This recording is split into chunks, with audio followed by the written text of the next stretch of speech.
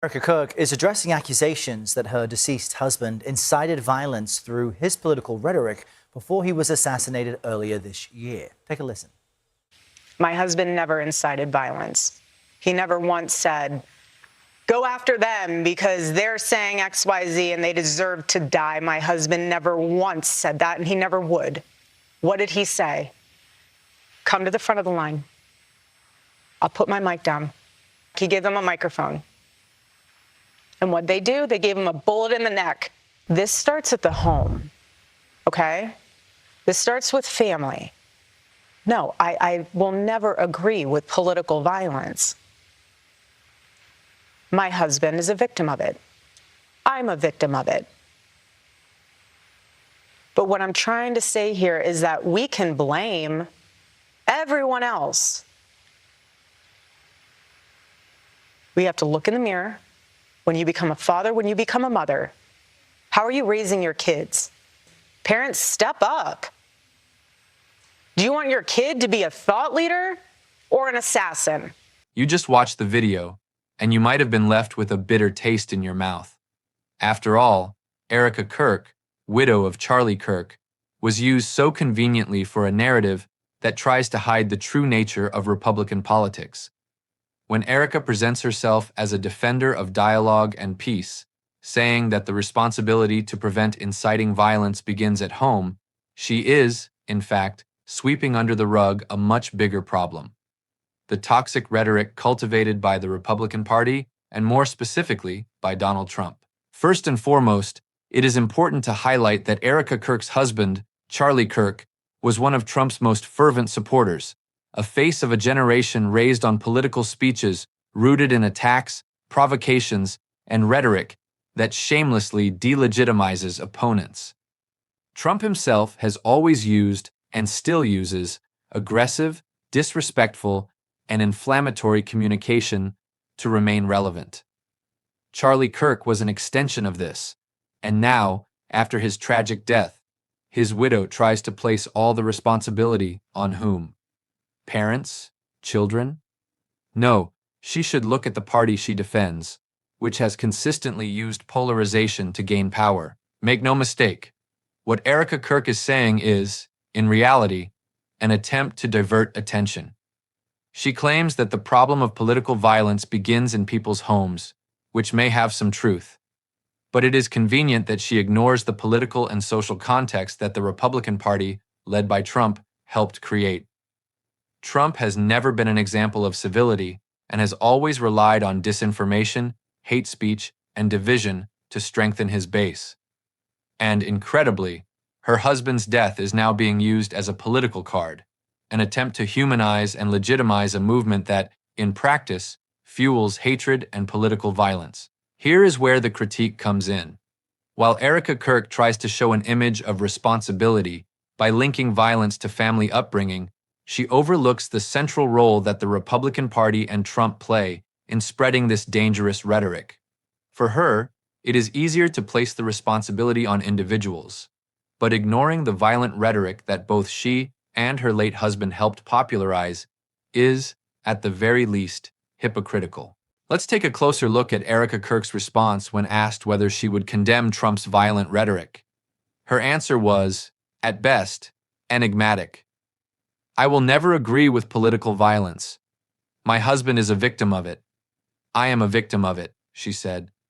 On the surface, her message seems to condemn violence, which may seem reasonable to some extent. But the way she tries to deflect responsibility from the politicians who feed this violence, especially former President Trump, is where the hypocrisy becomes evident. In simple terms, Erika Kirk places the responsibility for political violence not on the leaders who incite division and hatred, but on family and the upbringing of children. She claims that it all starts at home, and here lies the problem. Of course, family upbringing matters, but when we talk about figures like Trump and other Republican leaders, we are dealing with behavior amplified not by isolated families, but by a political culture fueled by years of aggressive rhetoric, fake news, and constant attacks on democratic institutions. How can we expect society to change when a party leader himself appeals to fear and hatred as tools of power? For years, Trump has used his influence to deepen divisions in American society, fueling anger with lies and labeling opponents as enemies of the people. He and his allies continue to use the same type of incendiary rhetoric that ultimately creates an atmosphere of hostility and violence. Erika Kirk attempts, in some way, to depoliticize the issue and focus on family responsibility. But if she truly believes that political violence can be solved with simple changes in domestic upbringing, she is forgetting that political context and leadership play a crucial role in shaping behavior and reactions. And yes, this includes, of course, comments and actions of public figures like Trump, who constantly make their followers see others as enemies to be defeated, not legitimate opponents within a democratic system. Instead of focusing on the real problem, the violent rhetoric her husband and his movement helped fuel, Erika Kirk prefers to blame families. This, in essence, diverts attention from the crucial role the Republican Party and figures like Trump play in creating a toxic political environment. It is undoubtedly convenient because it is easier to blame an isolated family than to question the behavior of an entire political network that fosters hatred. Next, we need to analyze the real impact Erika Kirk might have on the Republican Party and, more importantly, on American society as a whole. She has become, whether intentionally or not, a kind of political symbol following her husband's death. Her role is not only emotional, it carries strategic implications for the upcoming midterm elections. The question is, to what extent does she truly influence voters, and how does this connect to the aggressive rhetoric still promoted by the Republican Party and figures like Donald Trump? Kevin, a Republican strategist, notes that Erika can only do so much, that the real power lies in grassroots organization and youth mobilization. And this is where concern arises. Even if Erika attempts to convey a message of responsibility and faith, the movement she represents has been deeply shaped by years of incendiary speeches and Trump's strategy to polarize the electorate. The problem is not just her or her individual rhetoric. The problem is that the political ecosystem in which she operates is rooted in confrontation, fear, and emotional manipulation. Chuck Roachter emphasizes voter participation. The young and low-propensity voters her husband mobilized are crucial, and the Republican Party's ability to use them as a motivating factor can have profound effects. But we must be realistic. Using charismatic figures or victims of personal tragedies to mobilize voters is a political tactic, not a solution to violence or underlying social problems. Here is my critical point. While Erika Kirk speaks of personal responsibility, she conveniently ignores how the far-right movement she represents benefits from the very polarization and hatred she claims to condemn. Furthermore, there is a deeper side effect. By turning a personal tragedy into a political tool, the narrative is shaped to inspire loyalty and emotion rather than encourage reflection and constructive dialogue. This is not merely an electoral strategy. It reflects how the Republican Party continues to exploit traumatic events to strengthen political power, using figures like Erika Kirk as emotional symbols, while the real problem, the rhetoric of Trump and his allies, remains untouched. What we see is a troubling pattern. Victims of violence or family tragedy are quickly absorbed into a larger political machine, and any message they attempt to convey about responsibility and violence prevention is filtered through the lens of an agenda seeking votes and power, not real societal change. Any critical analysis must recognize that while Erika Kirk talks about preventing domestic violence and promoting family responsibility, the movement she represents continues to normalize political polarization and extremism.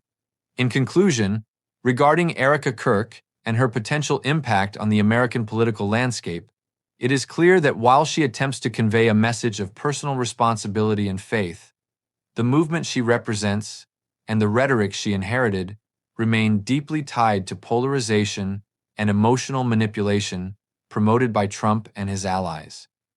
It is not just about her as an individual, but the political ecosystem she helps perpetuate. Every word, every appearance, every speech carries the potential to influence voters, especially young voters, who historically have lower turnout and are more susceptible to emotional narratives. As critics and concerned citizens, we must look beyond the personal story and question the real implications.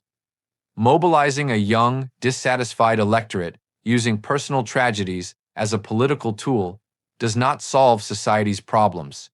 It perpetuates divisions and fuels extremism. The Republican Party knows this, and Erika Kirk's ability to motivate followers ultimately reflects the enduring influence of figures like Trump, even when out of office. If you made it this far, it is because you care about American politics and the effects rhetoric and extremism have on democracy. We want to continue providing in-depth, critical, and well-founded analyses of how these movements operate and impact society. So, if you found this video enlightening, don't forget to like, subscribe to the channel, and turn on notifications so you don't miss any important content about politics, elections, and strategies that seek to influence the country. And for those who closely follow these movements, tell me in the comments, how do you think Erika Kirk's presence and similar movements will impact the results of the upcoming midterm elections? Will emotional mobilization be enough to change the political landscape, or will voters begin to recognize these tactics and respond critically? Your opinion is crucial to the discussion, so participate and help keep the debate alive and informed.